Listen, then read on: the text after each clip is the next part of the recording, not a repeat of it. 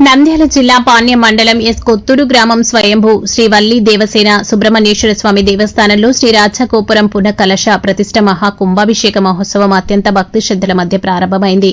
ఈ మహోత్సవాలకు ముఖ్య అతిథిగా ప్రత్యేక పూజలు చేసిన పాణ్యం ఎమ్మెల్యే గౌరచరిత, ఉమ్మడి జిల్లా టీడీపీ సీనియర్ నాయకులు నందికొట్కూరు నియోజకవర్గం టీడీపీ ఇన్ఛార్జ్ గౌరు వెంకటరెడ్డిలకు ఆలయ మర్యాదతో వారికి ఘన స్వాగతం పలికారు.